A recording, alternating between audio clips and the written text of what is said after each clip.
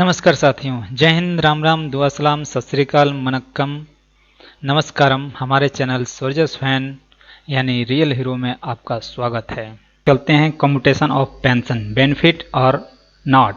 क्या कम्यूटेशन कराना, पेंशन का कम्यूटेशन कराना फ़ायदेमंद या नुकसान है? क्या है इसके फ़ायदे? कई साथियों के मन में ये दुविधा उत्पन्न होती होगी पेंशन जाते समय कि ये कम्यूटेशन कराएं या न कराएं या कितना कराएं। तो दोस्तों आपको बता दें कि कम्यूटेशन ऑफ पेंशन रूल 1981 के अनुसार कम्यूटेशन करा सकते हैं। इसमें 40% भी करा सकते हैं, 50% भी करा सकते हैं, 20% भी करा सकते हैं। ये आपकी इच्छा के ऊपर निर्भर होता है और ये कम्यूट कराने का तरीका पूरी तरह से ऑप्शनल है और पेंशनर की इच्छा के ऊपर निर्भर करता है। वो इसे कम्यूट करा भी सकता है, कम्यूट नहीं भी करा सकता है। लेकिन आइए चलते देखते हैं कम्यूट कराने से और कम्यूट न कराने से क्या फ़ायदे और क्या नुकसान होंगे। कम्यूटेशन आप लेते हैं तो किस प्रकार से इसका कैलकुलेशन होता है। तो commutation of pension is beneficiary और not. Commutation of pension calculation formula इस प्रकार से है। कम्यूटेशन वैल्यू, कम्यूटेड पोर्शन कितना परसेंटेज आप कम्यूटेट करते हैं, इंटू 12 और into commutative factor of pensioner. यहाँ पर कम्यूटेशन फैक्टर ऑफ पेंशनर से मतलब है कि कम्यूटेशन फैक्टर से आइए उदाहरण के माध्यम से कम्यूटेशन ऑफ पेंशन कैलकुलेट करते हैं कितना होता है। जिससे मान लीजिए किसी गवर्नमेंट एम्प्लॉय का बेसिक पेंशन रिटायर के समय 70,000 थी। Basic pension 50% of last basic, उसके हिसाब से 35,000 पेंशन बनती है। कम्यूटेशन फैक्टर कम्यूटेड वैल्यू कितना करता है, 50% करेगा या 40% करेगा या 20% करेगा, वो उसकी इच्छा के ऊपर निर्भर करता है। तो इस प्रकार अगर पेंशनर 40% अपना कम्यूटेट करता है तो commuted portion of pension is 40% of pension, 40% into 35,000 equal to 14,000। Residuary pension of 15 years तक जो आपको पेंशन मिलेगी वो है 35 माइनस 14,000 इक्वल टू 21,000। ये हर महीने आपको पेंशन के रूप में, बची हुई पेंशन के रूप में मिलती रहेगी। कम्यूटेड फैक्टर आपका 8.194 जो 60 ईयर्स कंप्लीट कर लेते हैं सर्विस, उनके लिए होता है। और ये commutation factor age of retirement के समय कितना आपकी एज है उसके अनुसार कम्यूटेड फैक्टर होता है।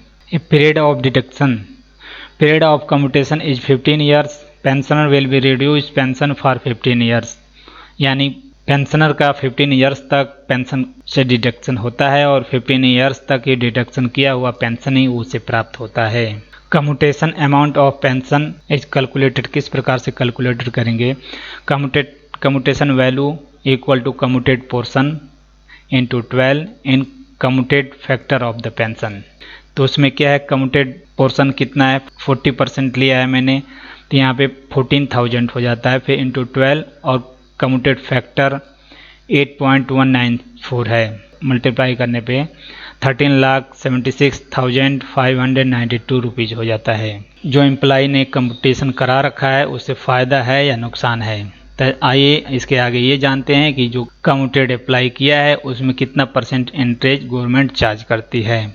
इस प्रकार देखते हैं what we get commuted value of pension. Commuted value employ प्राप्त करता है और 13,76,592 रुपये जो प्राप्त करता है।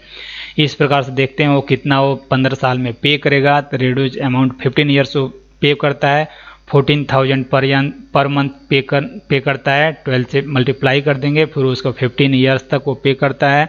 इस प्रकार से देखते हैं 25,20,000 वो टोटल पे करता है। तो व्हाट इज इंटरेस्ट पेड, वो कितना इंटरेस्ट पेड करता है, इसके लिए 25,20,000 माइनस कम्यूटेड वैल्यू, उसके बाद 11,43,408 रुपीज़ वो इंटरेस्ट के रूप में पेड करता है। तो इसमें ये देखेंगे उसका किस प्रकार से इंटरेस्ट पेड करता है, तो इंटरेस्ट की कैलकुलेशन किस रेट से वो पे करता है, आइए इसके बारे में देखते हैं। Suppose we take a loan from government, अगर गवर्नमेंट से आप 13,76,592 रुपये का लोन लेते हैं, मंथली इंस्टॉलमेंट 14,000 रखते हैं, 15 ईयर्स तक लेते हैं, तो कोई भी कैलकुलेटर में EMI कैलकुलेटर में कैलकुलेट करके आप निकाल सकते हैं 9.05% के पर ईयर के हिसाब से ये चार्ज गवर्नमेंट चार्ज करती है। इस प्रकार से हम चेक करेंगे। Now we have check that taken to commuted amount rupees 13,76,592 rupees. ये कम्यूटेड अमाउंट है which we repaid 15 years with EMI 14,000 per month के हिसाब से EMI वो देता है और इंटरेस्ट रेट पड़ जाता है आपका 9.05% पर ईयर। अब ये बेनिफिट है या नहीं, इसके बारे में आइए चर्चा करते हैं। अगर गवर्नमेंट एम्प्लॉय या पेंशनर अगर कम्यूट कराता है तो क्या फ़ायदे हैं और नहीं कम्यूट कराता है तो क्या फ़ायदे हैं। नो कम्यूटेशन ऑफ पेंशन कराने पे क्या फ़ायदे हैं। नो सेविंग स्कीम, किसी भी सेविंग स्कीम में वो इन्वेस्ट नहीं करता है। अगर कम्यूटेड वाले अमाउंट को सेविंग इन RD के रूप में अगर अपने पेंशन से कटा देता है तो उसे क्या फ़ायदे होते हैं। अगर गेट कम्यूटेशन ऑफ पेंशन, अगर पेंशन पे कम्यूटेशन ले लेता है तो उसे फिर क्या फ़ायदे होते हैं। सेविंग इन FD, अगर FD के अंदर फिक्स्ड डिपॉजिट कर देता है तो उसे क्या फ़ायदे होते हैं। Saving in FD account, higher interest rate पर प्राइवेट कंपनियों के साथ अगर फिक्स कर देता है तो क्या फ़ायदे होते हैं। या रजिस्ट्री ऑफ लैंड या म्यूचुअल फंड में इन्वेस्ट करता है तो क्या फ़ायदे होते हैं। म्यूचुअल फंड एक प्रकार से म्यूचुअल फंड में एज पर मार्केट वैल्यू, वो मार्केट वैल्यू के हिसाब से मिलता है। म्यूचुअल फंड में कम भी हो सकता है या ज़्यादा भी हो सकता है। इस प्रकार ये मार्केट पे ऊपर जोखिम भरा रिस्क है, इसे आप ज़्यादा ना उठाएं। तो आइए आगे समझने का प्रयास करते हैं।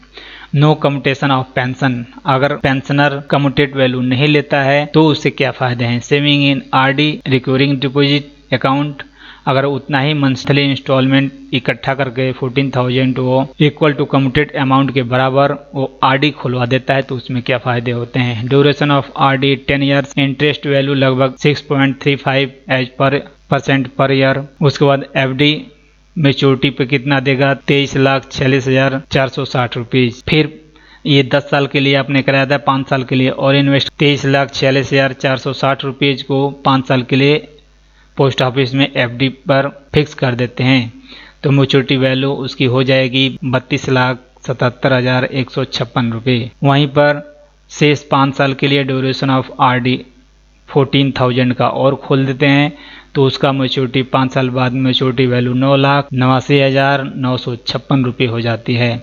इस प्रकार टोटल सेविंग इन 15 ईयर्स आपका हो जाता है 32,77,156 प्लस 9,89,956 इक्वल टू 42,67,112 रुपये हो जाती है अगर आप कम्यूटेशन नहीं लेते हैं तो।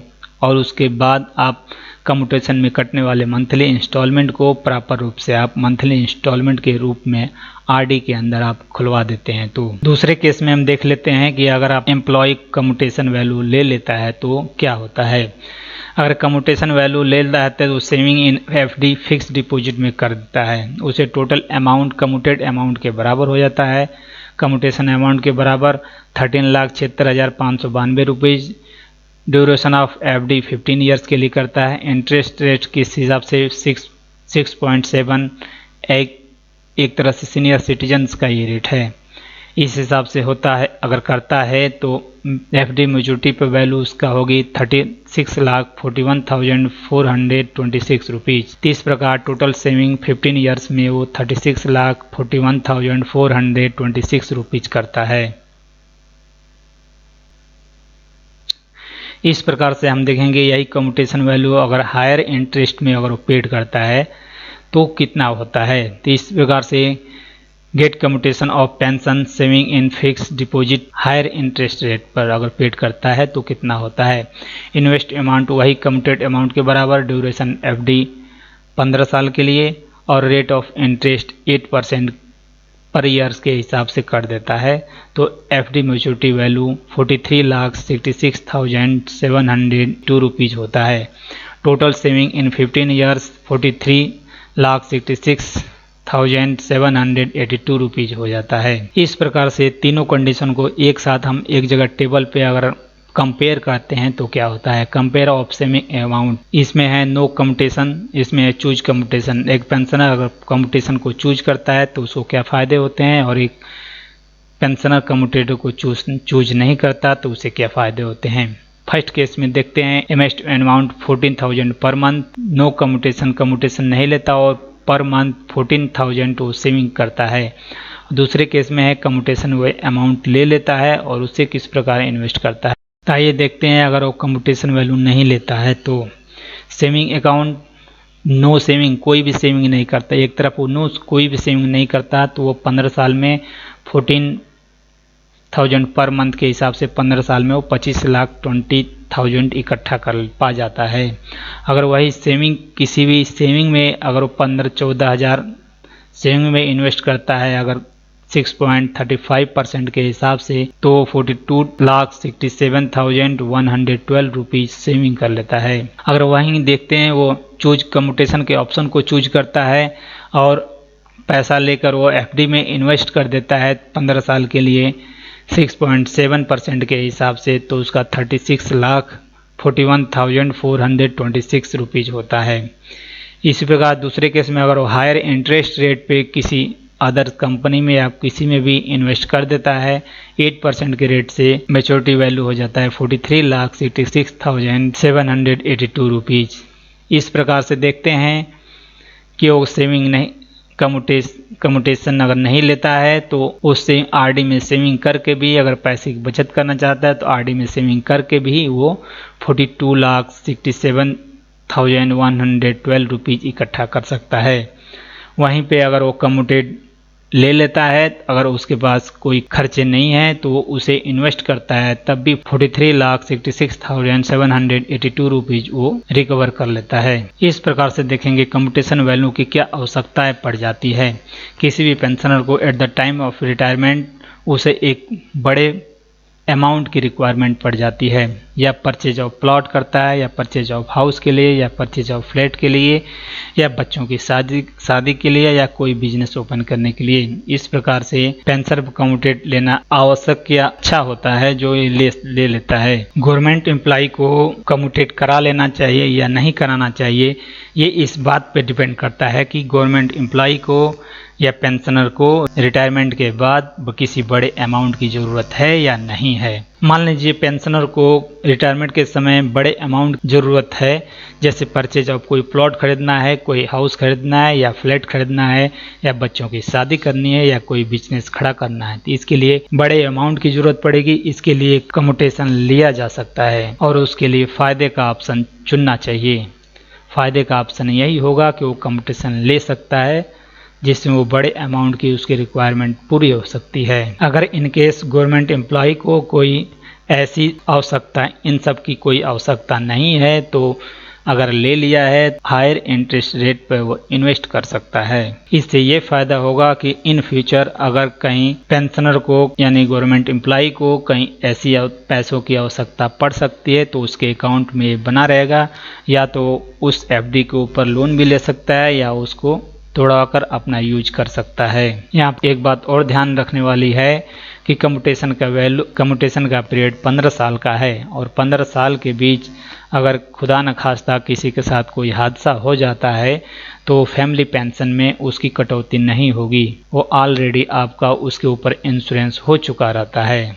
ओके, धन्यवाद। यानी फैमिली पेंशन के अमाउंट से कम्यूटेशन के पैसे की कोई रिकवरी नहीं की जा सकती है। पेंशनर के डेथ के बाद पूरे कम्यूटेशन अमाउंट को रोक दिया जाता है और फैमिली पेंशन पूरी दी जाती है। इन सब पॉइंट को देखते हुए मेरा ओपिनियन ये है कि गवर्नमेंट एम्प्लॉय को कम्यूटेशन की व्यवस्था है तो उसे करा लेनी चाहिए, क्योंकि 50 साल या 55 साल या 60 साल के एज में बहुत सारे उनके ऊपर वर्कलोड आ जाता है। अगर नहीं भी आता है तो वो उसे फिक्स करके रख सकता है, अच्छे अमाउंट में अच्छे इंटरेस्ट रेट पर फिक्स करके रख सकता है और उसे अपने आने वाले भविष्य के खतरे को देखते हुए कभी भी यूज कर सकता है। तो इसलिए साथियों, आप लोगों की इच्छा के उन पर निर्भर करता है कि आप लोग कम्यूटेशन का ऑप्शन चूज करते हैं या नहीं करते हैं। लाइक, शेयर एंड सब्सक्राइब करें, सतर्क रहें, सुरक्षित रहें, अपने दोस्तों का ध्यान रखें तथा अपना व्यक्तित्व इस प्रकार विकसित करें कि आपके साथ बच्चे, बुजुर्ग, महिलाएं आपके साथ सुरक्षित महसूस करें।